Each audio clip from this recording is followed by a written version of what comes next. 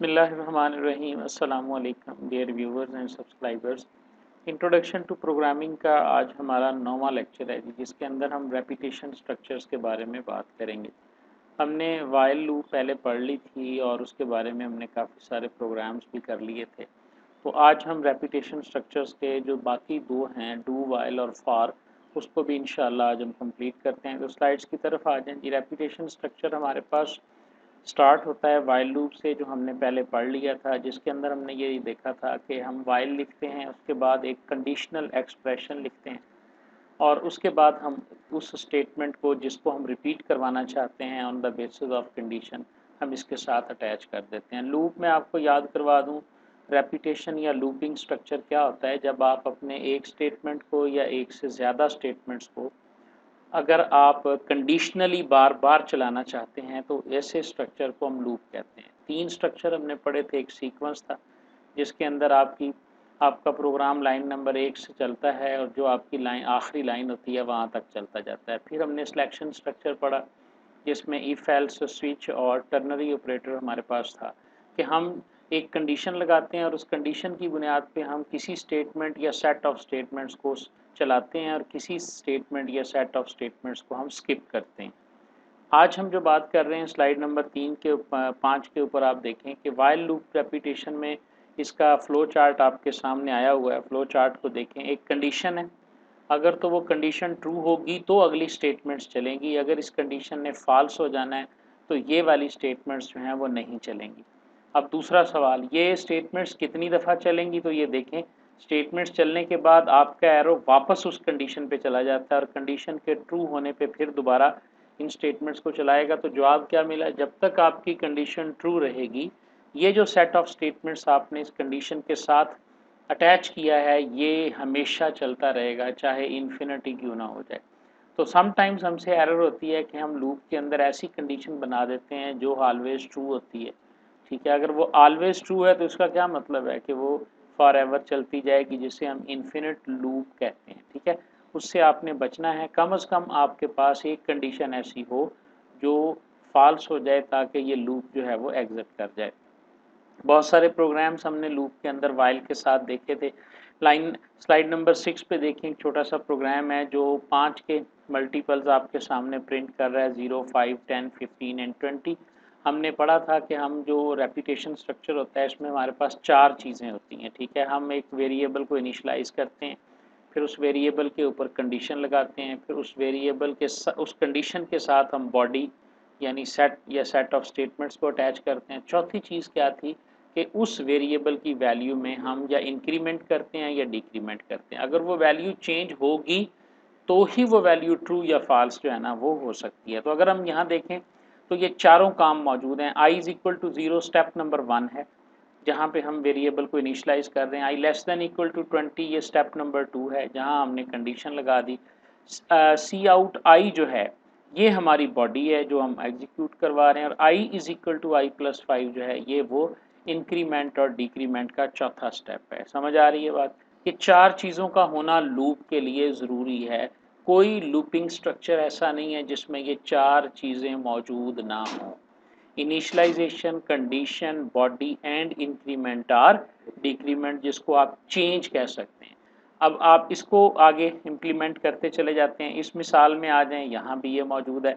Slide number 7 पे देखें, i को 20 से हमने इनिशलाइज किया, लेस देन 20 जब तक है, और उसके बाद i is equal to i plus 5 है। ठीक है, जो हमारे पास लूप है ये हमने वाइल के काफ़ी सारे जो है ना वो सैंपल पढ़ लिए थे। आज हम बात करेंगे कि हमारे पास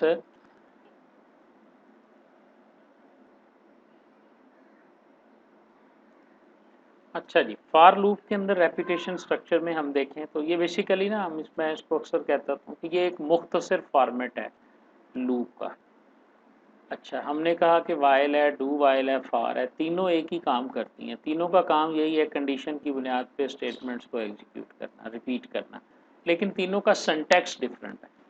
जैसे इफ एल्स में जो काम करते थे वो हम स्विच में भी कर सकते थे। ठीक, बिल्कुल इसी तरह अगर आप इसके सिंटैक्स को देखें तो इसमें 3 स्टेटमेंट्स होती हैं जी। फॉर लिखा जाएगा, सिंटैक्स देखें स्लाइड नंबर 14 के ऊपर। इनिशियल स्टेटमेंट है, उसके बाद सेमीकोलन है, फिर लूप की कंडीशन है, फिर सेमीकोलन है और फिर अपडेट स्टेटमेंट या आप इसे कह सकते हैं इंक्रीमेंट या डिक्रीमेंट स्टेटमेंट। यानी एक ही ब्रैकेट्स के अंदर हमारे पास 3 स्टेप तो पूरे हो गए, इनिशियलाइजेशन का भी हो गया, उसके बाद लूप की कंडीशन भी लग गई, दो दो सेमीकोलन आपके इसके अंदर होंगे।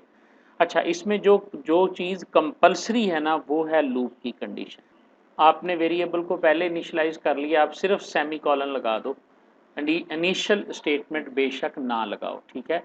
आपने अपडेट या जो चेंज करनी है वो बॉडी के अंदर करनी है तो आप यहाँ पर भी सिर्फ सेमीकोलन लगा दो, यानी आपकी फार लूप उस सूरत में भी चल जाएगी अगर आप लूप के अंदर क्या लिखोगे, सेमीकोलन, कंडीशन और सेमीकोलन। लेकिन इसका जो असल स्ट्रक्चर होगा वो हम आगे जाके देखते हैं।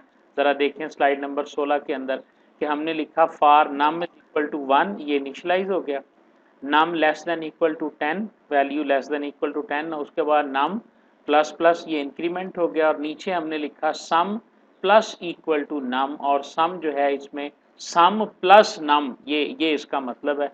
और उसके बाद हमने लिख दिया कि सम ऑफ नंबर्स 1 टू 10, 1 से लेकर 10 तक जो नंबर है उनका सम जो है वो ये बनता है। यानी ये एक ऐसा प्रोग्राम है जो 1 से लेकर 10 तक जो नंबर्स हैं उनका सम करता है, 1 जमा 2 जमा 3 जमा 4 जमा 5। ध्यान से ज़रा इसको देखें। अब ये चलता कैसे है पहले ये समझ लो। होता क्या है, नम इज इक्वल टू 1, ये एक ही दफ़ा चलेगी स्टेटमेंट, सिर्फ एक दफ़ा। उसके बाद नम लेस देन इक्वल टू 10, ये कंडीशन चेक होगी, कंडीशन अगर ट्रू होगी तो ये बॉडी में आ जाएगा, नम प्लस प्लस में नहीं जाएगा। ध्यान से सुन लें, बॉडी में आ जाएगा। बॉडी में एक ही स्टेटमेंट है, सम प्लस इक्वल टू नम, तो सम के अंदर पहले वैल्यू 0 है, नम की वैल्यू 1 होगी तो क्या आएगा, sum plus equal to num, 0 plus 1 is equal to 1, तो सम के अंदर 1 आ जाएगा।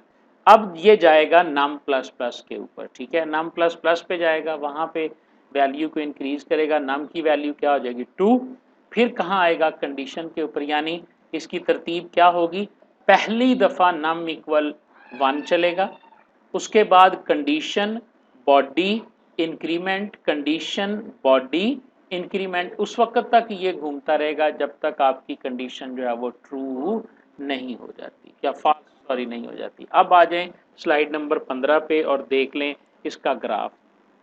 इसके ग्राफ में भी दायरा बनता है ना, ये देखें, हमारे स्टार्ट से इनिशियल स्टेटमेंट एक दफ़ा चली, उसके बाद लूप आई, ट्रू हुआ तो स्टेटमेंट चली, अपडेट हुई वैल्यू, फिर वापस चला गया, फिर कंडीशन आई, फिर स्टेटमेंट चली, फिर वैल्यू अपडेट।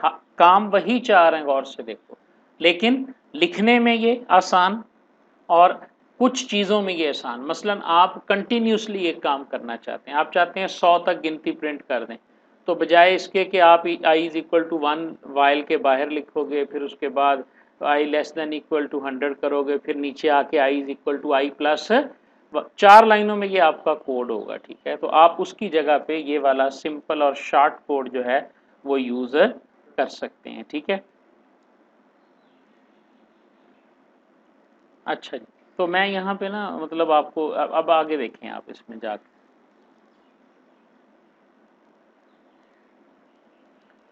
फार लूप जो आ गया ना आपके ऊपर, ठीक।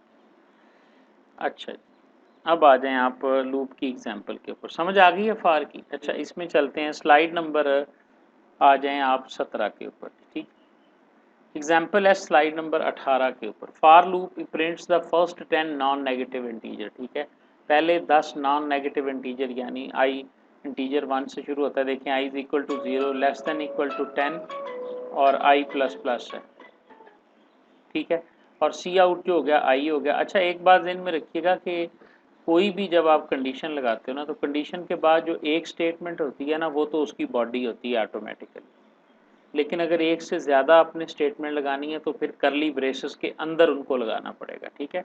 अब यहाँ पर देखो तो फार के बाद एक सी आउट जो है ना, कोई करली ब्रेस नहीं है, तो पहली जो सी आउट है ना, C out less than I is equal to, ये तो है इसकी बॉडी, जो अगली सी आउट है वो नहीं 10 दफ़ा चलनी, कहीं समझें आपके उसने भी चलना है, ठीक है। ये ज़हन में रख लें बात कि जो एक statement right after your if else condition और योर फॉर और योर डू वाइल, तो एक स्टेटमेंट आपकी कंडीशन का हिस्सा होगी, लेकिन अगर आप एक से ज़्यादा बनाना चाहते हैं तो फिर आपको उसके लिए बॉडी बनानी पड़ेगी। ठीक है जी, तो ये हमारे पास रेपिटेशन स्ट्रक्चर जो है ना वो उसका हो सकता है। उसके बाद आ गया जी हमारे पास अगली स्टेटमेंट देखें 20 नंबर के ऊपर जी, कैन डिफाइन इन इनिशियलाइज इन। अच्छा, इसमें एक एक जो बेनिफिट है वो ये है, सी लैंग्वेज में ये नहीं है लेकिन सी प्लस प्लस में ये है। ज़रा 20 नंबर स्लाइड पे देखें, हमने क्या लिखा, int sum is equal to 0। इसका क्या मतलब है कि सम पहले डिक्लेयर कोई नहीं है, डिक्लेयर ही हम यहाँ कर रहे हैं। तो अगर आप एक वेरिएबल सिर्फ लूप चलाने के लिए इस्तेमाल करना चाहते हैं, ऊपर और नीचे उसने इस्तेमाल नहीं होना, तो आप यहीं पे उसे डिक्लेयर कर लें। इसे हम काउंटर वेरिएबल कहते हैं। आप चाहते हैं 100 तक जो है ना वो आपने सम करना है, समझ आ रही है, तो आपको ज़रूरत ही कोई नहीं है ऊपर नीचे जाके उसको करने की, आप वहीं पे उसको डिक्लेयर करें और वहीं से उसको इंस्टॉल करवा लें। सम इज इक्वल टू 0 किया, नम इज इक्वल टू 1 कर दिया, दो वेरिएबल डिक्लेयर कर दिए। देखो, सम को 0 कर दिया, नम को 1 कर दिया और उसके बाद सेमीकोलन लगा दिया। ठीक है, उसके बाद नम लेस देन इक्वल टू 10 कर दिया, नम प्लस प्लस कर दिया और नीचे सम प्लस इज इक्वल टू नम। अब ये नम भी 1 के बराबर हो गया, ये भी ये डेक्लेरेशन नहीं है, ये इनिशियलाइजेशन है, क्योंकि इसमें डाटा टाइप मौजूद नहीं है। जो इंट सम है ये क्या है, ये डेक्लेरेशन है, इक्वल टू 0 क्या है, इनिशियलाइजेशन है। तो पहली लाइन के अंदर आप देखें नम सम इज इक्वल टू 0, ये डेक्लेरेशन और इनिशियलाइजेशन दोनों है, और दूसरे के अंदर हम वेरिएबल को डिक्लेयर कर रहे हैं जी। ठीक है, इसी तरह देखें जी ओमिट इनिशियलाइजेशन। अब उसकी स्लाइड नंबर 21 पे देखें जी, आप के पास ये भी हो सकता है कि आपने इंट सम 0 नम 1 ये ऊपर कर दिया, लेकिन नीचे आपको पहले सेमीकोलन लगाना पड़ेगा। अगर आप सेमीकोलन नहीं लगाओगे तो सिंटैक्स एरर आएगी, क्योंकि ब्रैकेट के अंदर 3 स्टेटमेंट्स का होना ज़रूरी है। सेमीकोलन आ गया उससे पहले कुछ नहीं है तो उसे पता है कि ये वाला पार्ट जो है ना ये ऑप्शनल है, लिखा नहीं है उसने। ठीक है, और इसी तरह दूसरा तरीका क्या है कि जी आप लास्ट वाला पार्ट भी आप छोड़ सकते हो। ठीक है, तीसरा तरीका क्या है कि आप टेस्ट को नहीं छोड़ सकते, टेस्ट आपका हर सूरत में वहाँ पर मौजूद रहेगा। आगे देखें जी, लूप का 22 नंबर पे आ जाएं जी, you can use keyword for है आपके पास एक है, और इसी तरह एग्जाम्पल 5.13 है, I is equal to 1 less than is equal to 20, I plus equal to 2। आप इनके ये ना समझिएगा कि फॉर के अंदर प्लस प्लस का ऑपरेटर ही यूज़ होता है। आप +2 +5 यानी खुद से भी वहाँ पर पूरी स्टेटमेंट है, गौर से देखें, I is equal to I plus 2 यानी आई के अंदर इजाफा कर दो 2 2 का। ऊपर देखें तो आई माइनस माइनस यानी सिर्फ इजाफा ही नहीं होता, इसमें निगेशन, यानी यहाँ पर आपकी वो स्टेटमेंट आएगी जिसके अंदर आपके जो काउंटर या कंट्रोल्ड वेरिएबल है ना उसकी वैल्यू में कोई ना कोई चेंज आनी चाहिए उसके अंदर। ठीक है, उसके बाद आपके पास आखिरी आ जाती है do while loop. Do while loop को अगर आप देखें स्लाइड नंबर 23 के ऊपर, तो ये डू पहले लिखा जाएगा, फिर स्टेटमेंट होगी और उसके बाद वाइल होगी। इंशाल्लाह इसको ना हम कल डिस्कस करेंगे कि डू वाइल हमारे पास क्या है।